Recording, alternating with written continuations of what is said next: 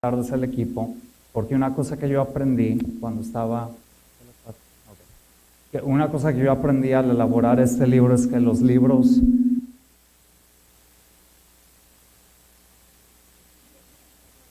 no se escriben solos.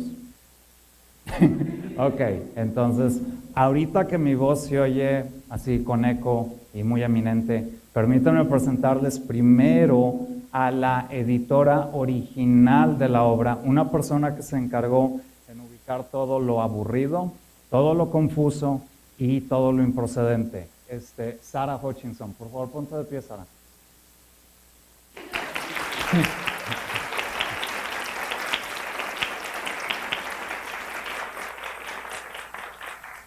Sara y yo iniciamos a trabajar cuando ella estaba solicitando servicio social.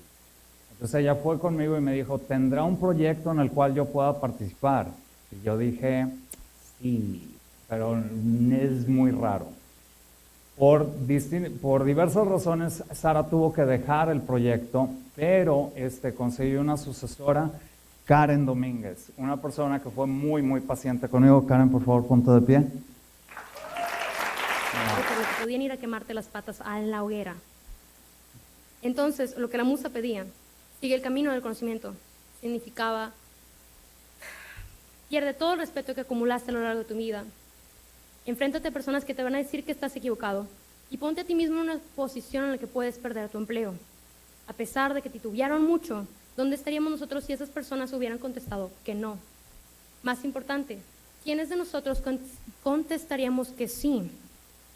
A perder todo el respeto que hemos ganado, todo lo que hemos logrado en aras de seguir la vida académica, en aras de ayudar con nuestro conocimiento la vida de otras personas. A pesar de que para nosotros ya no es necesario perder todo el respeto para defender ideas como existe el costo de oportunidad. Siempre habrá un momento en el que como economistas nos tocará defender lo que es difícil. Siempre va a existir un momento en donde nos tocará dudar. Eso, a pesar de que en el libro es tocado como ficción, siempre podrá ser transportado a la realidad. Algo que ocurre en la Facultad de Economía desde el 2011 es que cuando entramos a primer semestre, la musa de Economía nos da la bienvenida con un mensaje. Ahí nos dice algo bonito, nos llama querubines, patitos o renacuajos.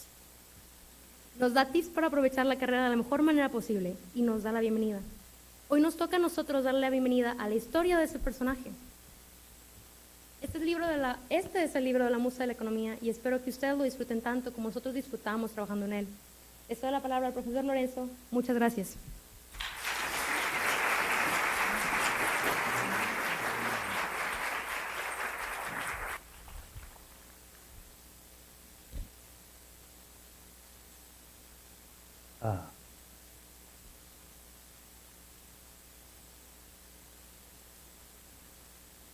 Ok, antes que nada yo tengo un mensaje muy breve de la musa de la economía. Por favor agradece públicamente la presencia de una de las personas más influyentes en el estado de Nuevo León, nuestro planeador social benévolo y director, José Raimundo Galán González. Dale un aplauso.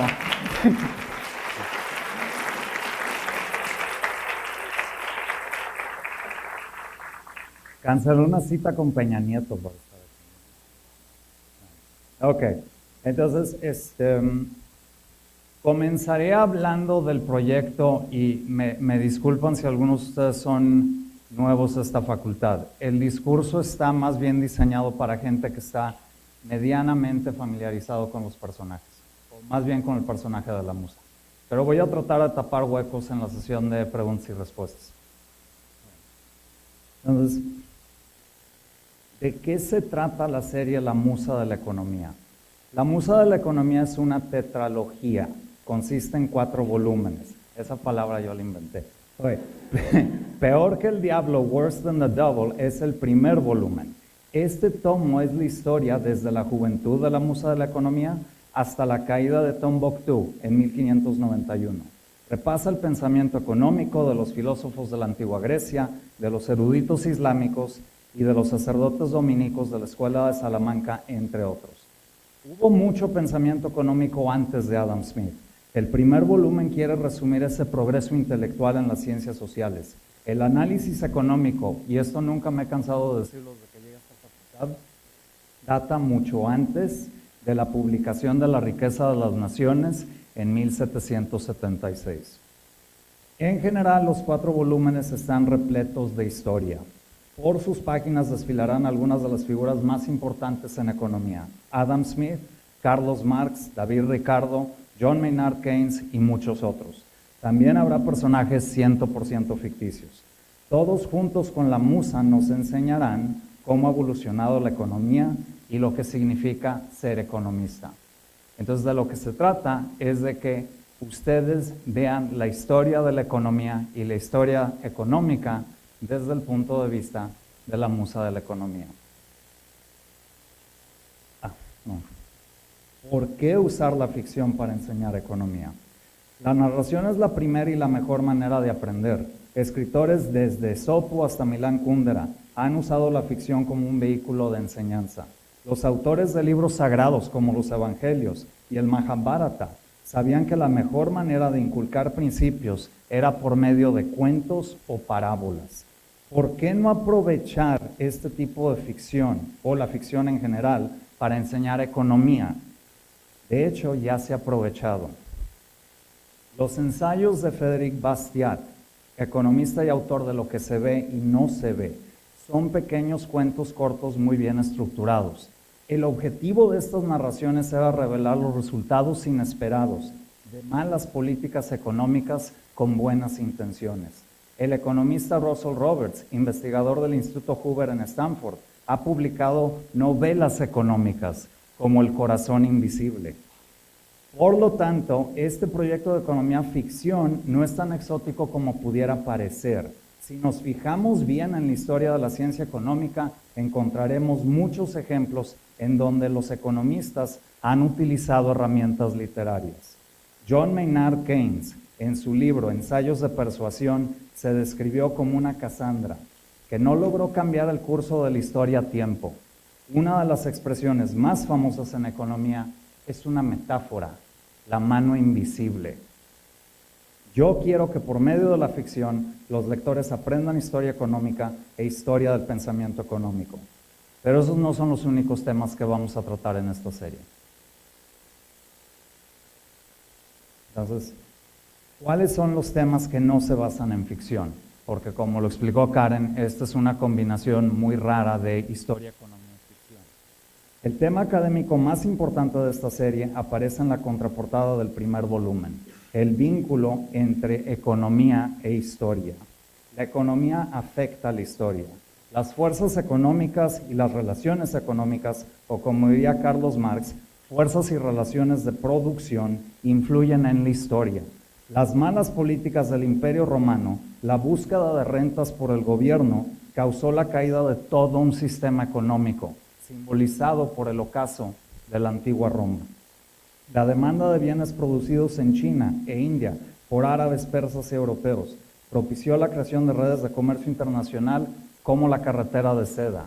Aquí hubo una pausa para presumir el Buda de Bamiyan, o uno de los Budas de Bamiyan, que lamentablemente ya no existe. Fue dinamitado por el Talibán en Afganistán.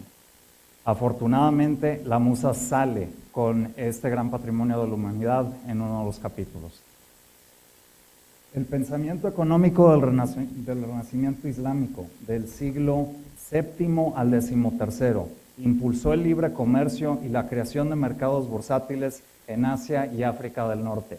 De hecho, una de las partes favoritas de Sara cuando leyó el manuscrito fue cuando descubrió que en la ciudad de Cairo en el siglo XII había más de 7 mercados bursátiles, versiones como los mercados de commodities en Chicago.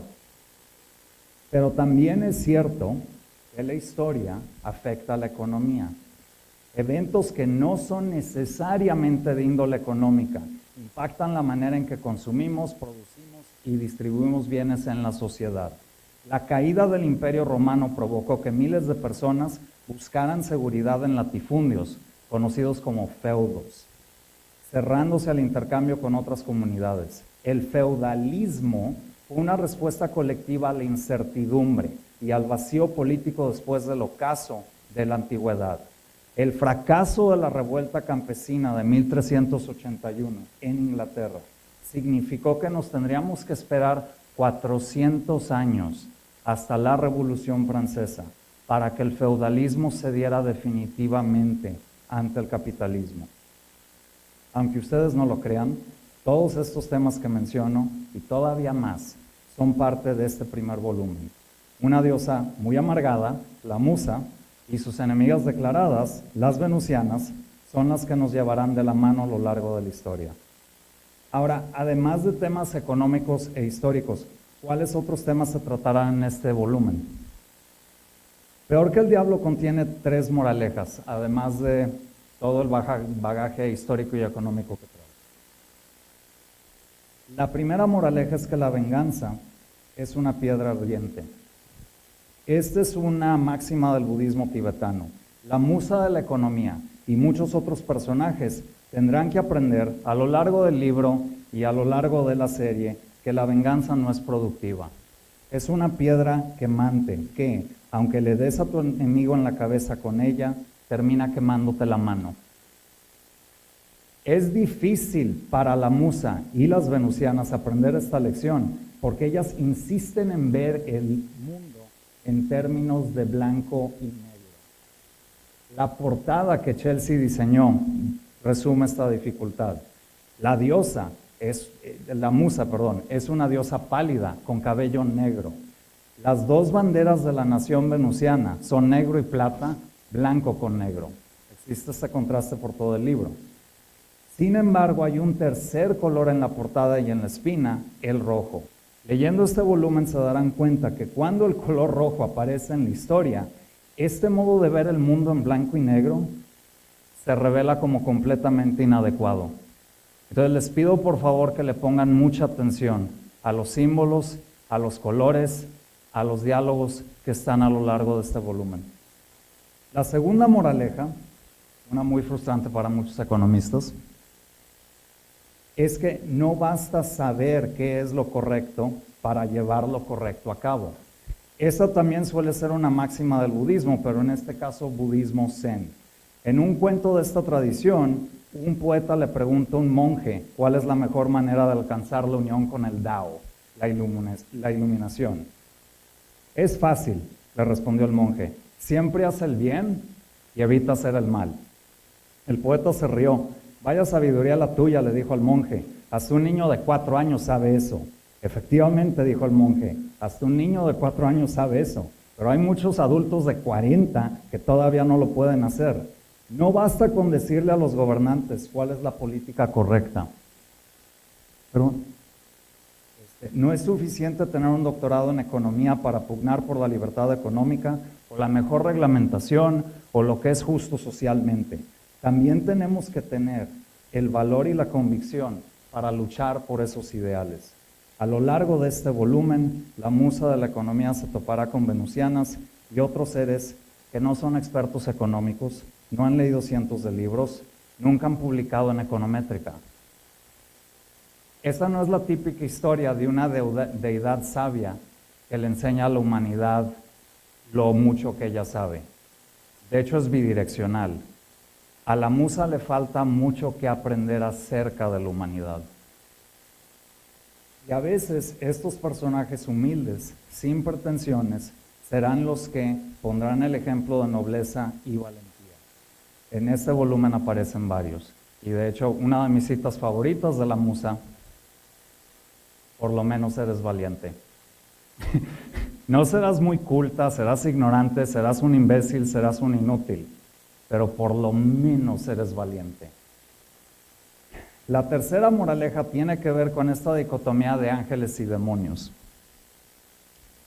Yo soy el primero en reconocer que la musa de la economía no siempre es muy amable. De hecho, la correctora de estilo estadounidense que revisó el libro después de que Karen lo revisó, Joan Friedman, hizo nada más un solo comentario. Esta no es una persona muy agradable. Y sí, hay varios ejemplos en que la musa no es necesariamente una persona muy cariñosa. En este volumen conoceremos a una musa joven, Es enojona, exigente, impulsiva y violenta. Cuando le leí esto a Karen me dijo, entonces no ha cambiado. No, sí va a cambiar. A su vez, sus némesis, las venusianas, se caracterizan por ser cizañosas, sádicas y también violentas. Ciertamente, estas no son personas que nos gustaría conocer en persona. Nos decapitarían, nos descuartizarían de coraje o por diversión, nos extraerían toda la sangre para alimentarse. Lo bueno es que esta serie es ficción. La ficción, como bien lo nota Karen en su introducción a este volumen, nos permite conocer a la musa y a las venusianas de manera segura, pero de cerca. Podemos meternos en sus mentes y conocerlas de una manera muy íntima. Las venusianas, y por si nunca han visto una venusiana, las venusianas son violentas porque son asediadas por el mundo, son maquiavélicas y sospechan de todo y de todas, porque eso es lo que requieren para sobrevivir. No siempre responden correctamente ante lo que les sucede. Sin embargo, toman su vida en sus manos, se niegan a esperar a que un príncipe azul las rescate.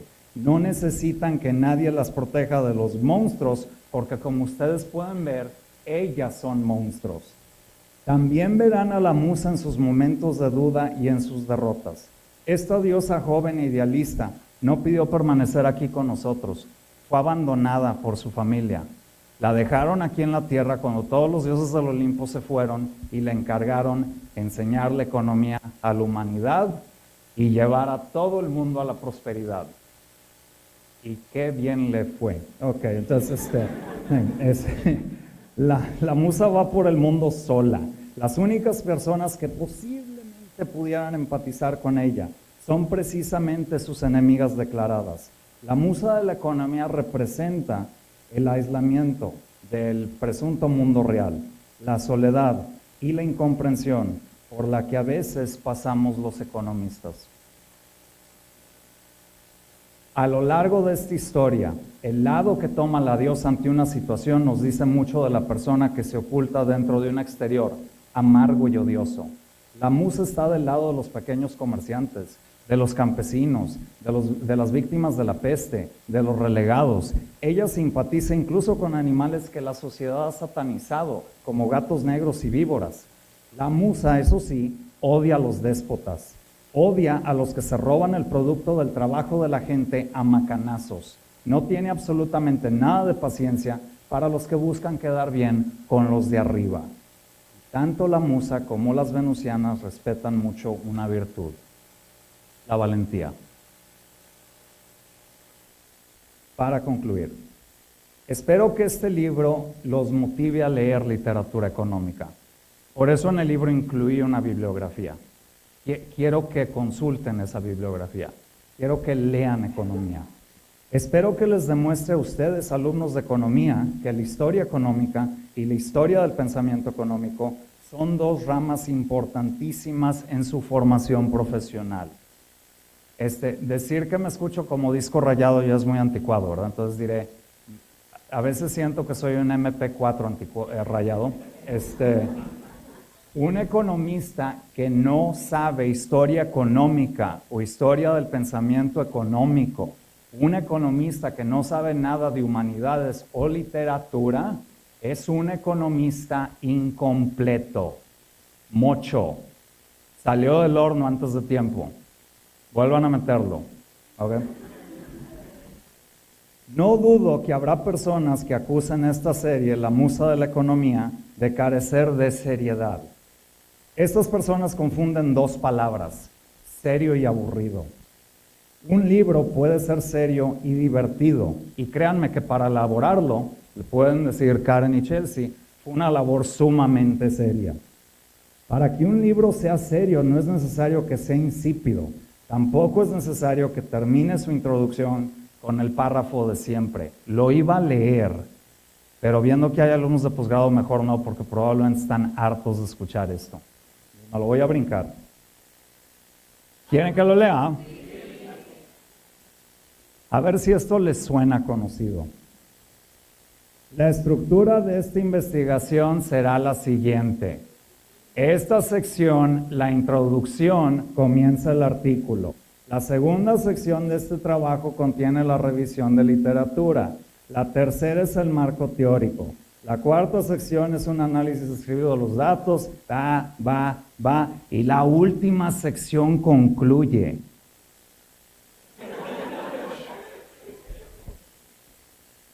Yo odio ese párrafo. Le he declarado guerra sagrada a ese párrafo. Este libro es un llamado de dejar de hacer lo que hacen los demás simplemente porque los demás lo hacen. Es tiempo de buscar maneras más accesibles y más amplias de darle a la sociedad una educación económica. No creo que lo tenga que decir dada la situación actual del mundo, pero esto es urgente. Al escribir La Musa de la Economía, yo sentí esa urgencia y yo quise abordar a la gente de una manera amena, de una manera diferente. Sinceramente espero que disfruten leer este libro y que aprendan mucho, al igual que yo, cuando lo escribí. Muchísimas gracias y antes de que abra para preguntas y respuestas, 2 detalles. Primero, los dejo con la bendición que muchas veces hago en ceremonias de graduación y con mis alumnos, que la musa de la economía siempre los inspire y los proteja.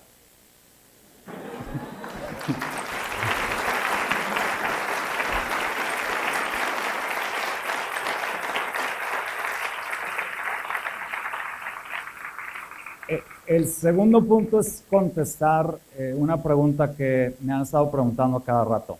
Me preguntan cómo obtener el libro y yo les digo que está en Amazon y la réplica que recibo es la siguiente. Nada más en Amazon.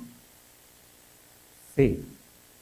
En una plataforma internacional donde puedes comprar cualquier cosa con tal de que tengas una conexión a internet y una tarjeta de crédito. Nada más. Sí, entonces pueden incluso buscar la musa de The Economics Muse en Google y van a dar eventualmente a esta página. Lo único que tienen que hacer es pulsar agregar al carrito y ahí están. Y les suplico que por favor, si tienen una tarjeta de crédito, si tienen los medios para hacerlo, por favor compren el libro en Amazon. Es la mejor manera de apoyar este proyecto. Y si lo compran en Amazon o no lo compran en Amazon, métanse a Amazon como quiera y por favor califiquen el libro y dejen una reseña. Esa es la manera en que aumentan las ventas de los libros en Amazon.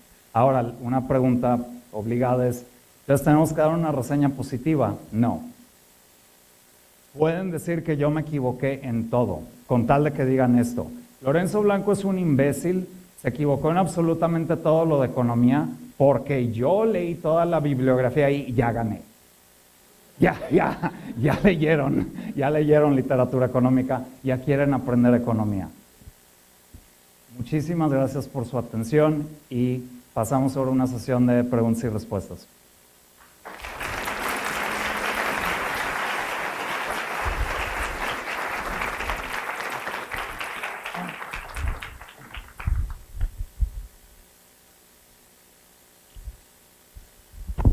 Entonces, si alguien tiene alguna pregunta, no nada más para mí, aquí está Chelsea, aquí está Karen, de lo horrible que es trabajar conmigo. ¿Mande quién, Sara? Sí, señor. Ajá.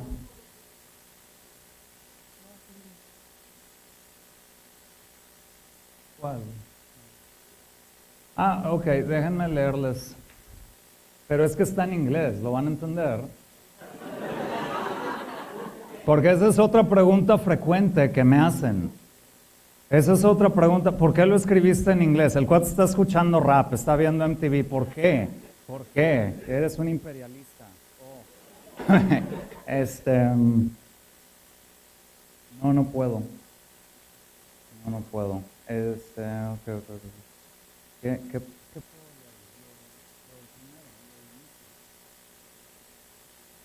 Sí, ok. Sí. Entonces, este es el inicio del libro. Ya muchos de ustedes leyeron el inicio del libro. Es una alumna de primer año que está aquí en la facultad, que era una alumna superestrella en la preparatoria, historia muy atípica, ¿verdad? Y llegó aquí y no le está yendo muy bien en sus clases. Entonces, desconsolada y llorando, sube al techo. Okay, entonces, she got up from the floor. Her sneakers had enough traction to help her climb up the wall bordering it. The top of the wall was nice and wide. Dragging the soles of her tennis shoes, she reached the edge. She saw the cement walkway several meters below, leading people from the economics school to the foreign language center. Would the fall kill her? She shuddered and rubbed her shoulders. Would it hurt? Would this end the nightmare? She closed her eyes. Slowly, she leaned forward. She felt the pull of gravity, increasing its strength. She opened her eyes and stepped back. No, she thought, suicide wasn't the solution. When she turned around to climb back down, the wind hit her face. A piece of dirt lodged in her eye, making her jump back. Suddenly, her feet didn't feel the ledge anymore. The young woman screamed as gravity pulled her down with all its malevolence and cruelty. Her throat closed down and her breathing stopped. Seconds later, her body slammed the concrete. The back of her head hit the surface so forcefully, she almost went unconscious. When her eyes opened, she saw the black sky. Black? Her right hand touched her aching skull. Her left hand groped the surface. She felt dirt and leaves. Her fingernails touched small flakes of white paint that had chipped off from the concrete. She opened her eyes and looked down. Somehow she had fallen back onto the roof instead of the ground below. A soft, chilling voice came from behind her. The building is just over a year old, and you already want to stain the walkway with your blood. The student rolled over and got on her knees. There stood a pale-skinned woman, wearing a long black skirt and a black t-shirt. Hell was empty, so I came back. It read in white letters. The mysterious female looked like she was in her mid-20s. Her hair was long, black and straight. Her eyes were a haunting pale shade of blue. The girl crawled backward in fear. Please don't report me, she yelled. I don't want to get in trouble. The pale-skinned woman's eyes opened wide in disbelief. You don't want to get in trouble, she asked. You were about to splatter your brains on concrete, and now you're worried about trouble. Did you do that? The student asked. Did you stop me from falling? The lady in black tilted her head, amazed by the young woman's innocence. Yeah? How did you? The student got on her knees again. How did you do that? The pale-skinned stranger raised her right hand. The young woman screamed when she felt a strong, invisible hand pull her up by the hair. The strange woman turned her hand over. The student landed softly on the surface. Kind of like that, the lady said. You have superpowers. Your grasp of the obvious is enviable. The Gothic woman raised her hands in the air. We all have superpowers, she pointed to the student. Yours is asking really stupid questions. She used both hands to show the young woman the corridor to the exit. You can leave now. That's about everything.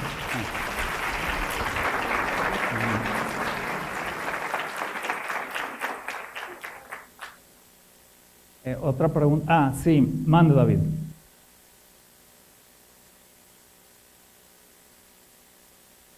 Ah, ok.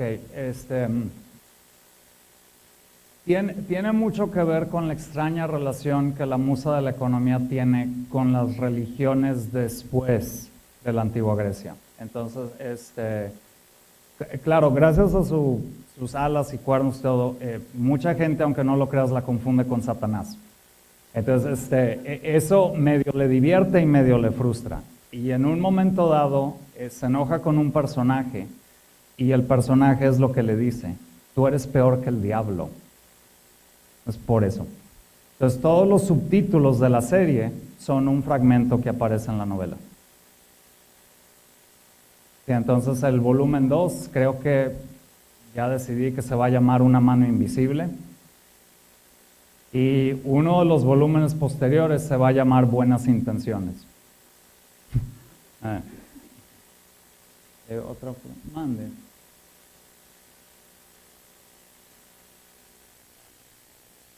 Ok, no, tendría usted que leer el libro para entender el contexto de la cita. La musa también dice cosas como hay lugares peores que el infierno. Sí. Yo no dije eso, él lo dijo. Yo no dije. Se mande.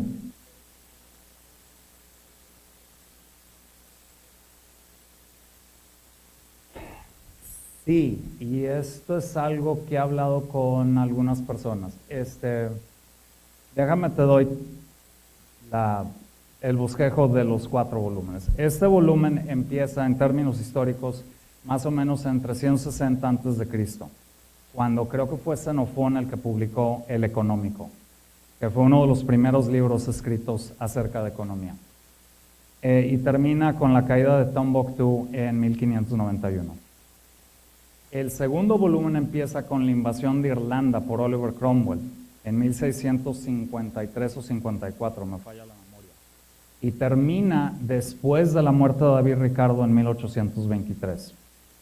El tercer volumen tentativamente inicia entre 1830 y 1836, no tengo el año exacto, pero es cuando Auguste Cournot dibujó la primera curva de demanda. Y termina en 1924 cuando muere Alfred Marshall.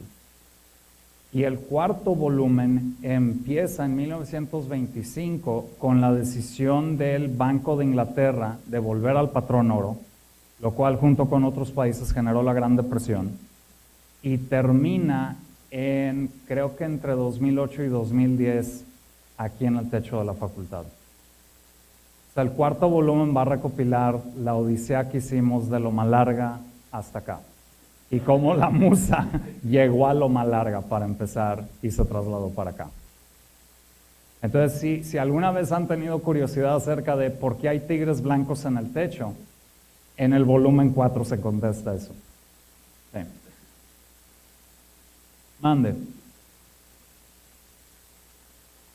Déjame apagar mi celular. Antes de que me linchen. Sí, no.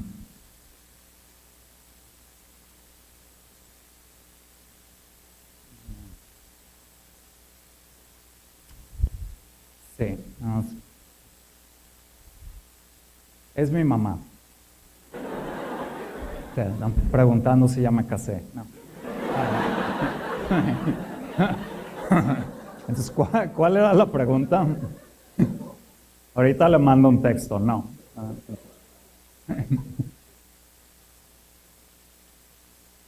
Mi parte favorita de este libro, creo que con eso coincido con Karen. Es un enfrentamiento que la musa de la economía tiene con una venusiana y se intercambian verdades. Muy, muy dolorosos. Esa fue una de mis partes favoritas del libro.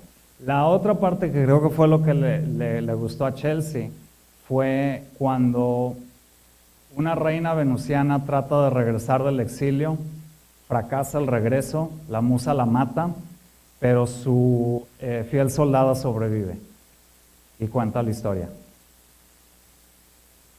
Así. Mande.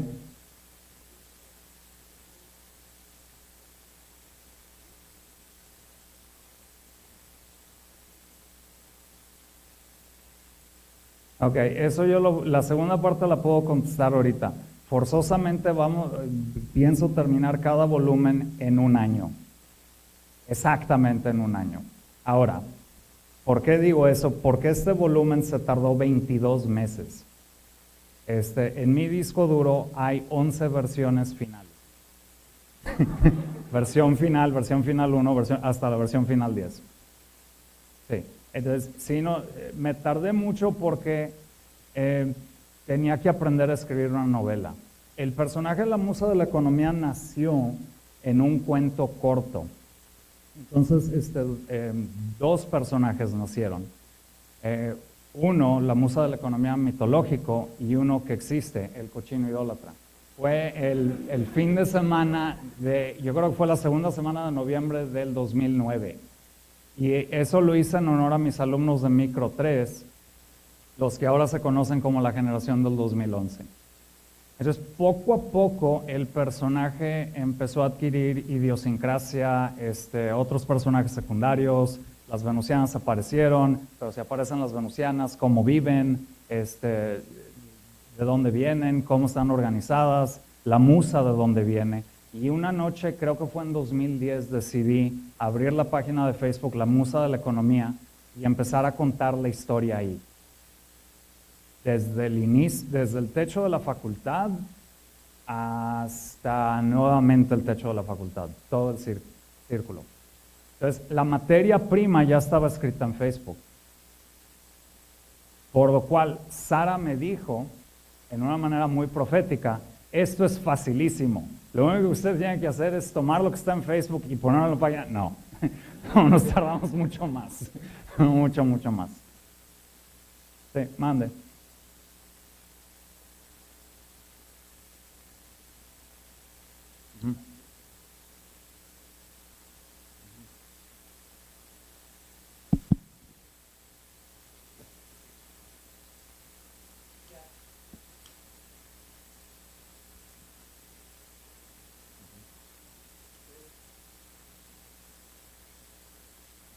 No, no, no, no, no. ¿Alguna otra pregunta? Mande, sí.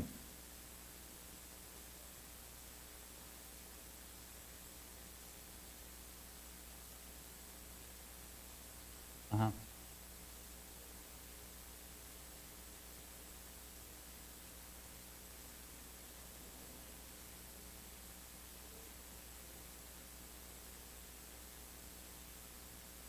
Yo no tengo idea qué es eso. ¿Qué es eso? Todo el mundo usa esa palabra, epistemología. No sé, ¿qué es?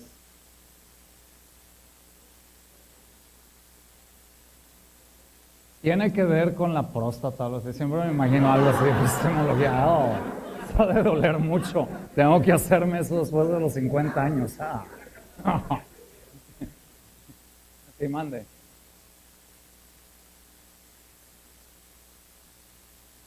¿Cómo conoce el hombre? Lo que conoce. Ok, entonces, ¿cuál es mi postura ética epistemológica?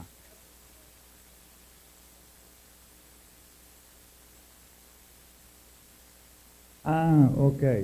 Bueno, mi línea es la siguiente. Cualquier economista que usa adjetivos ya dejó de ser economista. Soy un economista neokeynesiano. Ok, eres un neokeynesiano. Soy un economista de escuela austriaca. Eres de escuela austriaca. Para mí eso es lo que denota. Porque nos casamos con personas, no nos casamos con modelos. Yo estoy muy abierto a aprender economía marxista, post-keynesiana, neokeynesiana, ciclos económicos reales, con que sea economía, y ponerlo a prueba. Ahora, mi postura en cuanto a esta escuela, porque cuando digo eso, mucha gente se emociona innecesariamente. Mi postura es esto. Esta facultad sigue una línea de corriente principal. Microeconomía neoclásica, macroeconomía de varios tipos y econometría clásica. Yo creo que esta facultad debería continuar siguiendo con esa línea, pero como cursos optativos debería tener diferentes paradigmas económicos, diferentes escuelas.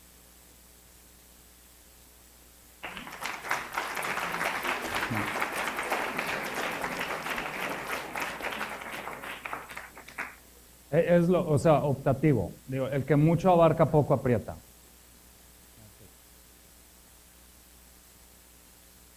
Entonces, otra pregunta. Mande. Le pueden preguntar a Chelsea y a Karen, si quieren.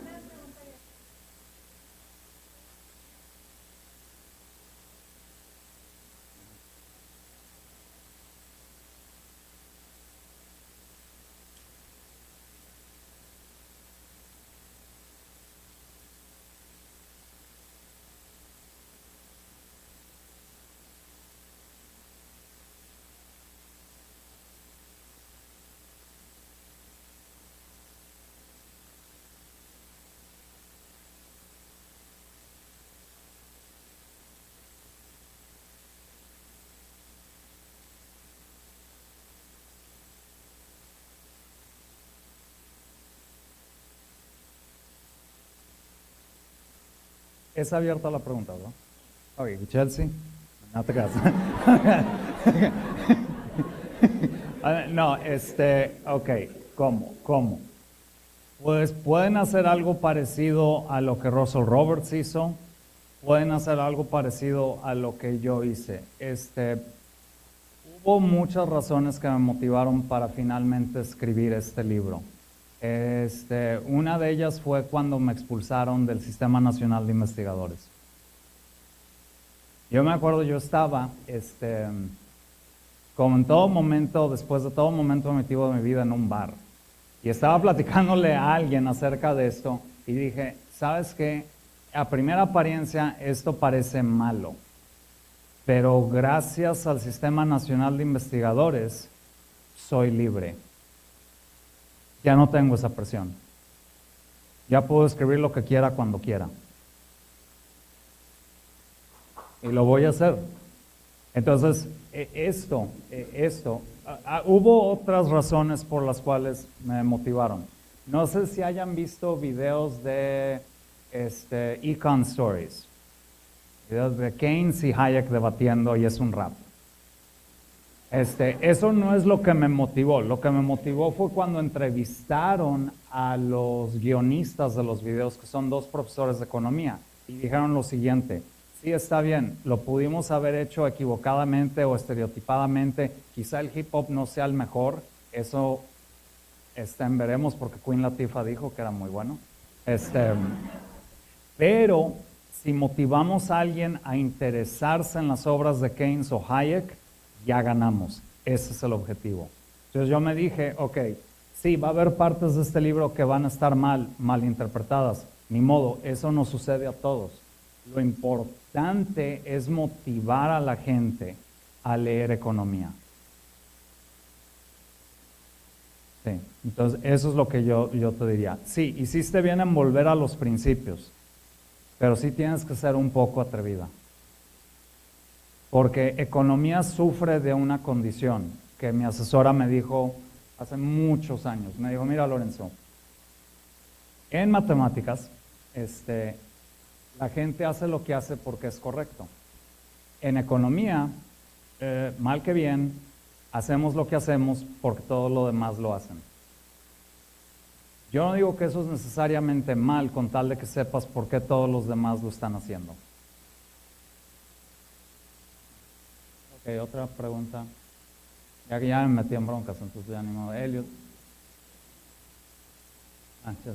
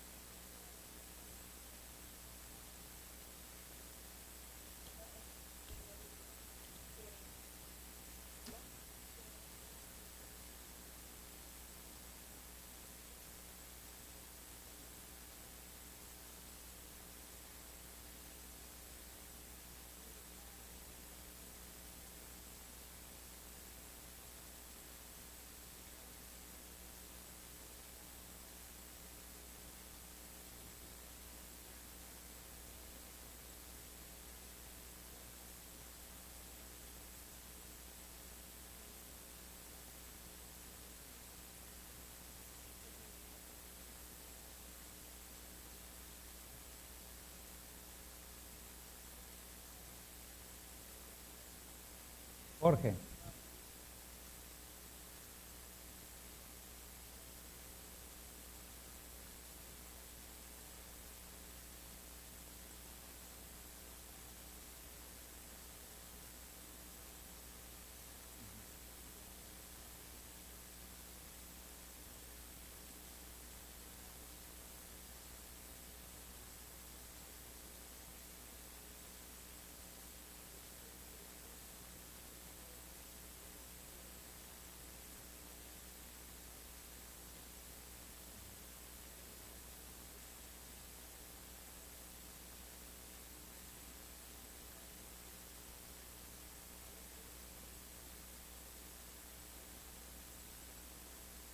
Antes de que me conocieras, Jorge, ¿sabías tú que Adam Smith no fue el fundador de economía?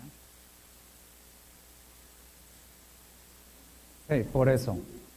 Por eso. Este soy yo, el amarguetas, encuadernado. Esa es mi aportación. Es mi aportación. Soy yo entrando a todas las casas y salgo, hey, miren, Adam Smith no fundó la economía, hubo pensamiento económico antes. Escúchenme. Sí, esa es una aportación. La segunda aportación, Jorge, y no es una aportación original, ninguna de estas es una aportación original, es tratar de enseñarle a los economistas que a veces tenemos que minar la literatura. Entonces, está la literatura económica, están los artículos que leemos en Econométrica, American Economic Review, etc. Y son sumamente interesantes e invaluables. Pero yo creo que se necesita un intermediario que los filtre, que los traduzca a un lenguaje accesible. Eso ya se hace. Por lo único que yo estoy abogando es que se haga más y de una manera más amplia. Por nada.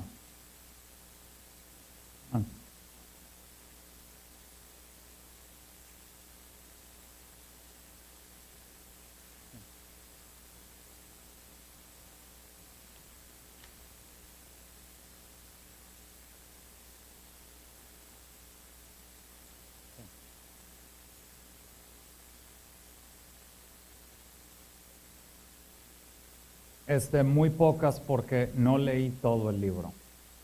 Y de hecho voy a decir algo que a lo mejor ofende a algunos de ustedes. Yo quise hacer algo muy diferente a Schumpeter. Hay un econometrista que se apellida el profesor Maddala. El profesor Maddala dijo, nadie ha aprendido nada de un libro gordo. Entonces, el libro de Schumpeter da miedo. No tanto. El único susto que se lleva a la gente es saber que si lo ven al revés, o sea, todavía parece que está al derecho. Pero es el único susto que tiene. Es el único susto que tiene. Más de una vez me asustó. Sí.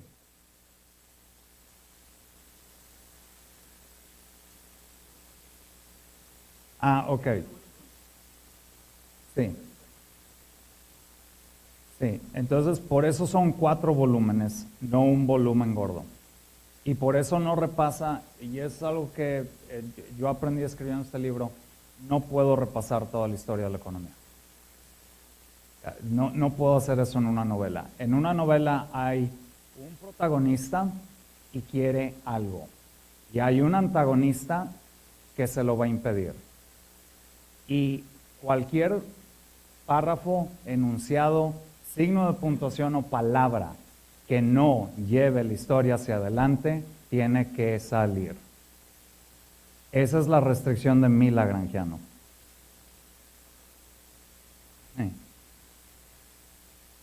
Mande. Sí. Por eso muchos economistas no lo leen. Mande. No, de hecho, no lo he leído todo por lo mismo. Sí. Es decir, yo no quiero que eso suceda aquí. Yo sí quiero que lean todo el libro. Yo quiero que lean la bibliografía. De cabo a rabo. ¿Alguna otra pregunta? Bueno, sospecho que ya llegó la comida. Tenemos comida vegana y carnívora. Tenemos falafels de algún lado. Y tenemos burritos de algún guisado muy popular aquí, no sé cuál. Entonces lo tenemos acá. Y es gratuito, por favor coman. Muchísimas gracias por apoyar este proyecto. A ver.